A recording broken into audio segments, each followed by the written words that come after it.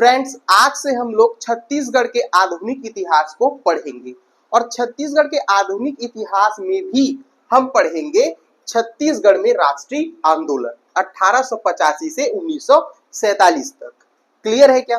देखिए, यहां से 1885 से 1947 में जाने से पहले एक कंसेप्ट आपको जानना पड़ेगा, वो है कि छत्तीसगढ़ के लोगों में राष्ट्रीय चेतना का विकास कैसे हुआ।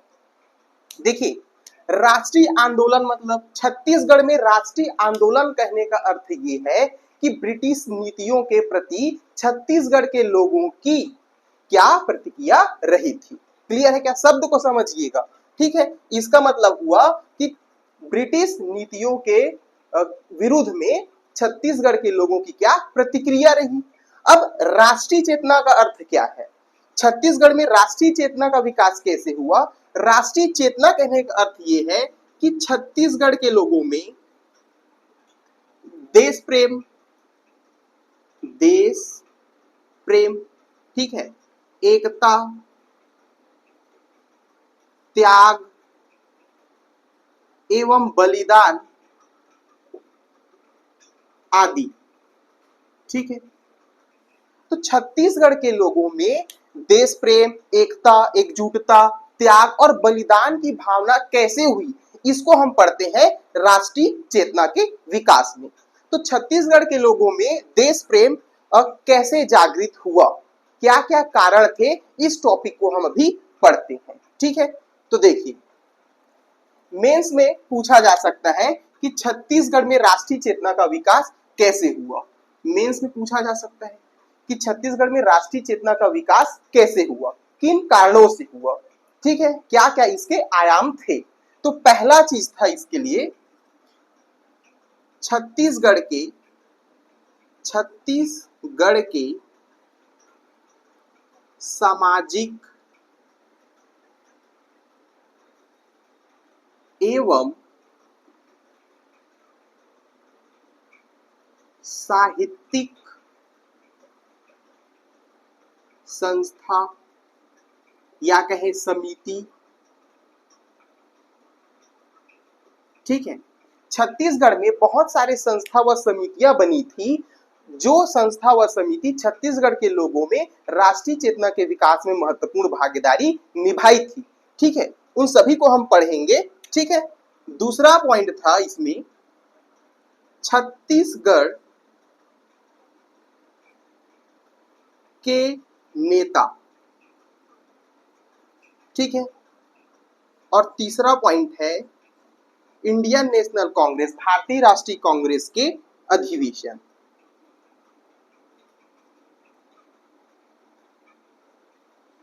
देखिए, होता क्या था कि भारतीय राष्ट्रीय कांग्रेस के विभिन्न अधिवेशन होते थे, उनमें गांधी जी, तिलक, सरदार पटेल, इन सब की विचारधारा जो है वहां भाग लेने वाले छत्तीसगढ़ के नेताओं में जागृत हुई। भाई, इन अधिवेशन में छत्तीसगढ़ के नेता जो है वो पार्टिसिपेट करते थे और यहाँ पर गांधी जी, तिलक, सरदार पटेल के विचारों को प्रसारित किया जाता था। अब छत्तीसगढ़ के नेता आते थे छत्तीसगढ़ और यहाँ के लोगों में गांधी जी, तिलक, सरदार पटेल आदि की विचारधाराओं को प्रसारित किया जाता था, जिससे छत्तीसगढ़ के आम लोगों में राष्ट्रीय चेतना का विकास हुआ। क्लियर है क्या? चौथा पॉइंट है ब्रिटिश नीतियां। ब्रिटिश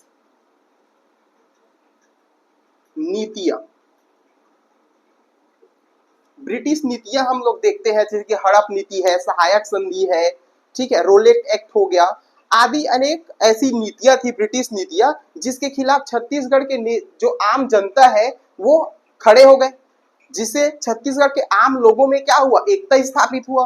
तो ये भी एक कारण था छत्तीसगढ़ में राष्ट्रीय चेतना के विकास का, ठीक है क्या? अगला था विभिन्न आंदोलन या इसको कहें विरोध प्रदर्शन, ठीक है। इन नीतियों के खिलाफ छत्तीसगढ़ में विभिन्न आंदोलन हुए, जिसके बारे में हमको पढ़ना है, ठीक है। विभिन्न धरने, विभिन्न प्रदर्शन हुए, जिससे छत्तीसगढ़ के लोग जो है एकजुट हुए और उनमें देश प्रेम की भावना जागृत हुई। दैट मीन्स राष्ट्रीय चेतना का विकास हुआ था। अगला पॉइंट है इसमें विभिन्न पत्र एवं पत्रिका। ठीक है, छत्तीसगढ़ में बहुत सारे पत्र पत्रिकाएं इस समय जो है वो प्रकाशित हुई और इन पत्र पत्रिकाओं को जो है आम लोग जो है पढ़ते थे। इन पत्र पत्रिकाओं में ब्रिटिश की नीतियों का जो है वो जिक्र होता था। उनकी नीतियों के खिलाफ जो है इन पत्र पत्रिकाओं में पत्र जो है वो प्रकाशित होते थे, जिसे आम लोग जो है पढ़ करके उनमें देश प्रेम या जो ब्रिटिश की नीति है वो समझ में आई कि कैसे ये लोग जो है हमारा शोषण कर रहे हैं। इससे भी राष्ट्रीय चेतना का विकास हुआ छत्तीसगढ़ के लोगों में। अगर आपको मेंस में पूछा जाए कि छत्तीसगढ़ के लोगों में राष्ट्रीय चेतना का विकास कैसे हुआ, तो आप इन पॉइंट से जो है वो नंबर के हिसाब से आंसर अपना डील कर सकते हैं। क्लियर है क्या? अब चलिए तो इन पॉइंट्स को अच्छे से पढ़िए। अब देखिए, आज मैं बताऊंगा आप लोगों को ये चीज। पहला पॉइंट मैं बताता हूं, नेता हो गए, अधिवेशन हो गए, ब्रिटिश नीतियां हो गई, विरोध हो गए, ये हम एक साथ पढ़ेंगे। क्लियर है क्या? आज हम लोग इसके बारे में पढ़ते हैं, कल हम लोग इसके बारे में पढ़ेंगे और फिर हमारा मेन जो इतिहास है 1885 से 1947 का, उसके बारे में हम लोग अध्ययन करेंगे। क्लियर है क्या? ठीक है।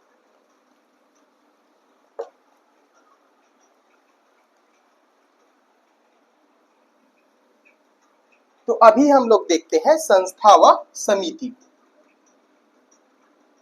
संस्था एवं समिति, कौन कौन सी ऐसी संस्था व समिति हुई जिससे छत्तीसगढ़ के लोगों में राष्ट्रीय चेतना का विकास हुआ था? क्लियर है क्या?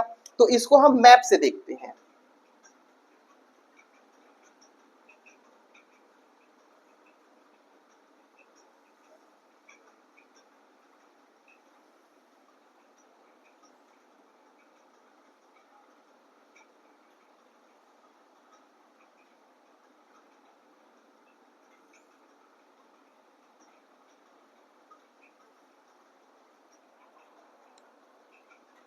देखिए, सबसे पहले हम लोग देखते हैं रायपुर में कि रायपुर में कौन कौन सी संस्था व समिति हुई थी।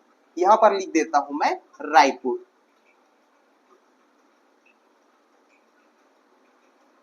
देखिए, रायपुर में अगर हम देखेंगे तो 1857 में यहां पर वाद विवाद समिति बनी थी। वाद विवाद समिति, ठीक है, वाद विवाद समिति रायपुर में 1857 में बनी थी। क्लियर है क्या? कहां बनी थी, कौन सी समिति थी और कब बनी थी, यह बात आपको ध्यान में रखना है इस टॉपिक में। क्लियर है?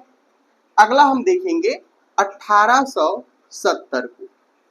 1870 में रायपुर में बाल विकास समिति, बाल विकास समिति, लोक शिक्षण संस्थान और वैज्ञानिक एवं साहित्यिक समिति। क्लियर है? तो 1870 में रायपुर में 3 संस्था या समिति का निर्माण हुआ था, बाल विकास समिति, लोक शिक्षण संस्थान और वैज्ञानिक एवं साहित्यिक समिति, और 1857 में वाद विवाद समिति। ठीक है, इसके अलावा 1899 में रायपुर में बनी थी Malini reading club. Malini reading club, ठीक है, और बनी थी कवि समाज। कवि समाज, कवि समाज 1899 में रायपुर में स्थापित हुई थी और ये कवि समाज का निर्माण किसने किया था? तो सुंदरलाल शर्मा ने। सुंदरलाल शर्मा जी ने जो है वो कवि समाज की स्थापना की थी। क्लियर है क्या? ठीक है। अब देखिए, रायपुर में ही 1921, पूरा डेट अगर आपको पता हो तो 7 फरवरी 1921, ठीक है, असहयोग आंदोलन के दौरान यहां पर सत्याग्रह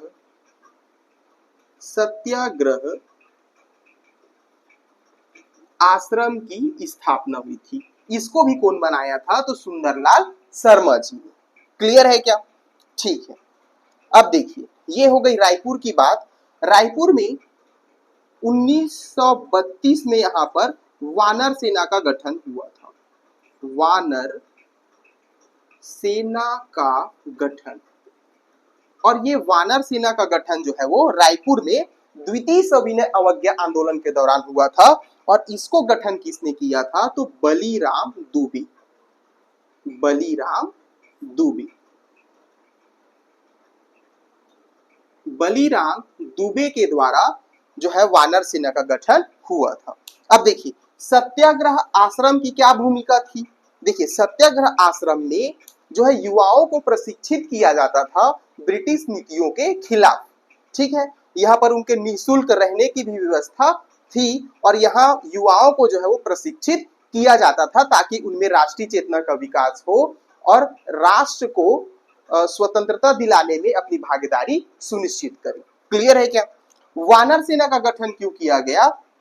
देखिए, उस समय विभिन्न धरना प्रदर्शन होते थे, विभिन्न जो है वो नीतियों को विभिन्न नेताओं के बीच प्रसारित करना था। तो वानर सेना एकल में छोटे छोटे बच्चे हुआ करते थे जो पत्र पत्रिकाओं के माध्यम से विचारधाराओं को प्रसारित करते थे, एक नेता के विचार को दूसरे नेता में जो है वो प्रसारित करते थे। क्लियर है क्या? क्योंकि बच्चों में शक कम होगा अंग्रेजों को, इसलिए यह वानर सेना का गठन किया जाता था रायपुर में। क्लियर है क्या? ठीक है। अब देखेंगे तो 1925 में यहां पर यूथ लीग की स्थापना हुई थी रायपुर में। 1925 में यूथ लीग का गठन हुआ था। ठीक है, और इस यूथ लीग का गठन कौन कौन किया था? तो आपको याद रखना है, एक ट्रिक है इसके लिए, PRY। ठीक है, वैसे तो PRI रहता है प्री का स्पेलिंग जो है, लेकिन यहाँ पर मैं लिखा हूं PRY। ठीक है, यूथ, हम और आप युवा हैं और CGPSC प्री की तैयारी कर रहे हैं। ठीक है, इससे हम याद कर सकते हैं यूथ लीग के गठन के जो है स्थापनाकर्ता कौन थे। P से प्यारे लाल, पूरा नाम क्या है? ठाकुर प्यारे लाल। ठाकुर प्यारे लाल। ठीक है, र से रऊफ, मौलाना अब्दुल रऊफ। यहां पर लिखता हूं मैं मौलाना अब्दुल रऊफ। क्लियर है क्या? य से यति यतन लाल। य से यति यतन लाल। ठीक है क्या? तो यूथ लीग का गठन कहां हुआ था? रायपुर में हुआ था। इसके स्थापना करता ठाकुर प्यारे लाल, मौलाना अब्दुल रऊफ और यति यतन लाल जैन जी थे। क्लियर है क्या? इस यूथ लीग का गठन क्यों किया गया था? क्योंकि रायपुर के जो युवा है उनको राष्ट्रीय आंदोलनों के लिए प्रशिक्षित करना था। क्लियर है क्या? तो इतने सारे संस्था देखे जो रायपुर में स्थापित हुए थे। इन सभी संस्था व समितियों से छत्तीसगढ़ में राष्ट्रीय चेतना का विकास हुआ। क्लियर है क्या? आपसे एक क्वेश्चन पूछा जा सकता है कि भारतीय राष्ट्रीय कांग्रेस के स्थापना से पूर्व छत्तीसगढ़ में या रायपुर में कौन कौन सी संस्था व समिति प्रेजेंट थी? क्लियर है क्या? तो आप देख सकते हैं, वाद विवाद समिति हो गई, ये पूरा आपको ने 3 पढ़ा। ठीक है, ये 4 जो संस्था व समिति है वो राष्ट्रीय कांग्रेस की स्थापना से पूर्व रायपुर में स्थापित हो चुके थे। क्लियर है क्या? इसके अलावा बिलासपुर में भी था। रायपुर में देखिए ये सारी चीजें रिपीट होगी फिर से, लेकिन एक रफली हम लोग तैयार कर रहे हैं ताकि आगे के लिए रास्ता जो है वो आपके लिए आसान हो जाए। तो रायपुर में हमने विभिन्न संस्था व समिति देखी। इसी के अलावा हम देखते हैं धमतरी में। ये है धमतरी। देखते हैं कि धमतरी में क्या स्थापित हुई थी। धमतरी में देखेंगे तो 1 मई 1930 को यहाँ पर सत्याग्रह आश्रम की स्थापना हुई थी। सत्याग्रह आश्रम की स्थापना। ठीक है, प्रथम सविनय अवज्ञा आंदोलन के दौरान। ठीक है, किसके द्वारा स्थापना करता थे? स्थापना करता थे इसमें सुंदरलाल शर्मा। सुंदरलाल शर्मा। और किसके निवास पर इन्होंने स्थापना किया था? तो वो थे नथुजी जगताप। नथुजी जगताप। और फिर यहाँ पर भी युवाओं को जो है वो प्रशिक्षित किया जाता था सविनय अवज्ञा आंदोलन के लिए। ये आगे हम लोग फिर से पढ़ेंगे। क्लियर है क्या? तो धमतरी में 1 मई 1930 को सत्याग्रह आश्रम की स्थापना सुंदरलाल शर्मा जी के द्वारा की जाती है नथुजी जगताप के घर पर। क्लियर है क्या? अब देखिए, धमतरी की बात होगी। अब राजिम में देखते हैं। ये देखिए, यहां पर देखिए राजिम। आपको मैप से इमेजिन करते रहना, मैप के साथ ही आपको पढ़ना है। राजिम में 1905-6 में यहाँ पर पंडित सुंदरलाल शर्मा जी के द्वारा ही समित्र मंडल की स्थापना की गई थी। समित्र मंडल की स्थापना की गई थी और इनका मुख्यालय था सारंगमणि मुदलियार। सारंगमणि मुदलियार। ठीक है, ये राजिम में ही है। तो राजिम में पंडित सुंदरलाल शर्मा जी के द्वारा, किसके द्वारा? ये भी पंडित सुंदरलाल शर्मा जी के द्वारा ही स्थापना किया गया था राजिम गरिया वन में समित्र मंडल। ठीक है, क्लियर है? ठीक, हमने 3 जगहों की बात की जहां पर सभा या समिति स्थापना हुआ था। अब हम आगे बढ़ते हैं। हम चलते हैं दुर्ग संभाग में, और दुर्ग संभाग में हम देखते हैं यहां राजनांदगांव। ठीक है, राजनांदगांव।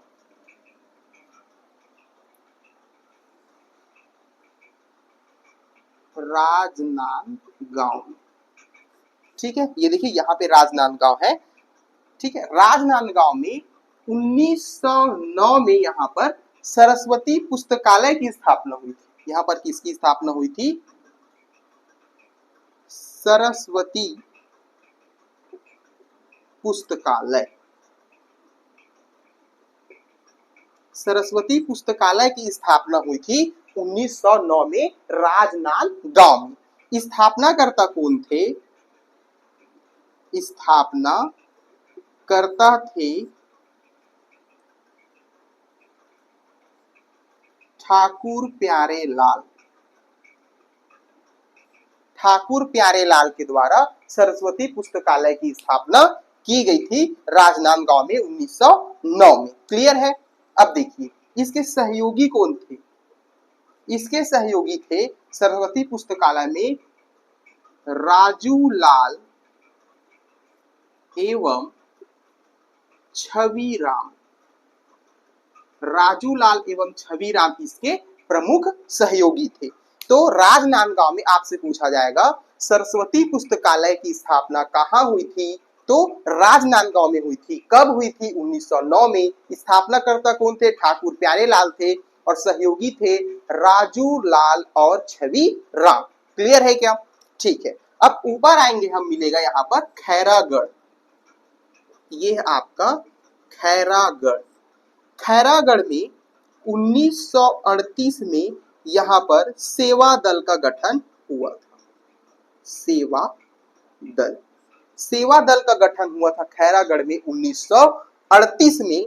और इस सेवा दल का निर्माण किसने किया था? तो पदुमलाल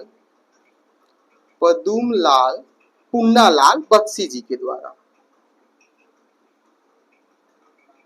पुन्नालाल बख्शी। ठीक है, अब देखिए, किसी का आप सेवा करोगे तो पैर दबाकर सेवा कर किया जाता है, एक तरीका है सेवा करने का। तो पदुमलाल पुन्नालाल बख्शी से आप याद रख सकते हैं सेवा दल। और जब आप किसी का पैर दबाएंगे तो खुश हो जाएगा। तो इसके सहयोगी थे खुशराम। सहयोगी कौन थे? खुशराम। क्लियर है क्या? तो खैरागढ़ में सेवा दल की स्थापना हुई थी 1938 में। स्थापनाकर्ता कौन थे? पदुमलाल पुन्नालाल बख्शी और इसके सहयोगी थे सुखराम। क्लियर है क्या? तो ये हमने खैरागढ़ के बारे में पढ़ा। अगला हम लोग देखते हैं, खैरागढ़ हो गया, राजनांदगांव हो गया। अब चलते हैं हम दुर्ग में, हम चलते हैं दुर्ग में। ठीक है, ये है आपका दुर्ग। दुर्ग में देखें तो 1905 में यहां पर छत्तीसगढ़ सेवक संघ की स्थापना हुई थी। किसके द्वारा? भाई वहीं के व्यक्ति करेंगे, कौन? घनश्याम सिंह गुप्त। घनश्याम सिंह गुप्त के द्वारा छत्तीसगढ़ सेवक संघ की स्थापना हुई थी 1905 में दुर्ग में। इसके अलावा 1930 में यहां पर बना था किसान सभा। किसान सभा प्रथम सविनय अवज्ञा आंदोलन के दौरान यहाँ पर किसान सभा की स्थापना हुई थी। ये सब हम फिर से पढ़ेंगे, क्लियर है क्या? लेकिन एक नजर आपको लगा लेना है इन सब सभा व समितियों में। किसान सभा की स्थापना हुई थी और इसके स्थापनाकर्ता थे कौन? उदय राम, उदय राम और नरसिंह प्रसाद अग्रवाल। नरसिंह प्रसाद अग्रवाल, क्लियर है क्या? देखिए, किसान सभा, उदय मतलब सूर्य को उदय होते हुए किसान ही देख पाते हैं, क्योंकि आप तो सोए रहते हैं ना घर पे, क्लियर है क्या? तो किसान जो है वो जल्दी जल्दी खेती करने के लिए खेत चला जाता है और सूर्य को उदय हुए देखता है। और ज्यादातर किसान कौन है? नर। आपको कोई नर किसान को इमेजिन करना है, महिला को नहीं, क्लियर है? तो इस ट्रिक से आप किसान सभा को याद कर सकते हैं। इसके अलावा state Congress, state Congress, state Congress की भी गठन हुआ था 1930 में दुर्ग में। और इसके स्थापनाकर्ता कौन थे? गणेश चंद्रिका चौबे। एक लाइन में याद रखिएगा, गणेश चंद्रिका चौबे। तीनों अलग अलग नाम है, गणेश चंद्रिका और चौबे। ठीक है, गणेश पूरा नाम क्या है? गणेश सिंगरौल। ठीक है, चंद्रिका और चौबे ये थे चंद्रिका प्रसाद और इनका पूरा नाम था गंगाधर प्रसाद चौबे। क्लियर है क्या? तो ये संस्था व समिति थी जो दुर्ग में स्थापित हुई थी। क्लियर है? अब अगला देखते हैं हम लोग बिलासपुर में।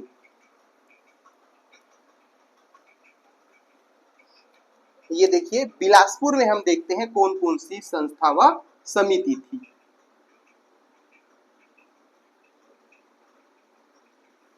बिलासपुर में याद रखिएगा 1870 में, ठीक है, 1870 में यहां पर 3 संस्था व समिति थी। रीडिंग क्लब, रीडिंग क्लब याद रखिएगा। मालिनी रीडिंग क्लब जो है रायपुर में 1899 में स्थापित हुई थी, लेकिन रीडिंग क्लब बस बोला जाए तो वो बिलासपुर में 1870 में स्थापित हुई थी।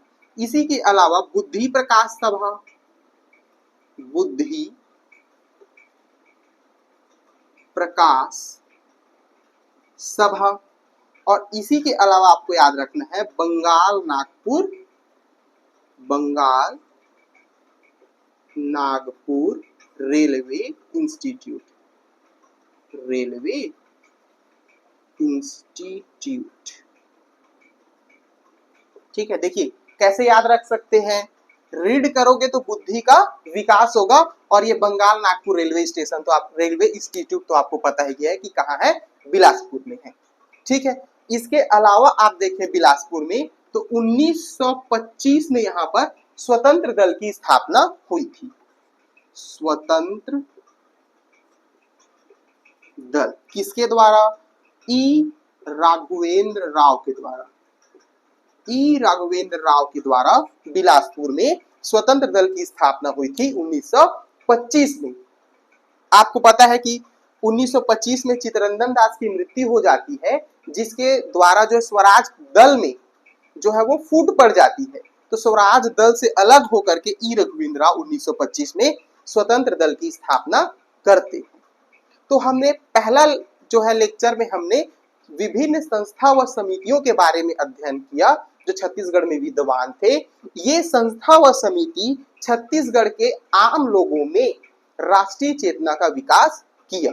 अगले लेक्चर में हम देखेंगे विभिन्न पत्र पत्रिकाओं के बारे में कि विभिन्न कौन कौन से छत्तीसगढ़ में पत्र व पत्रिकाएं थे जो छत्तीसगढ़ के लोगों में राष्ट्रीय चेतना का विकास किए। क्लियर है क्या? Thank you.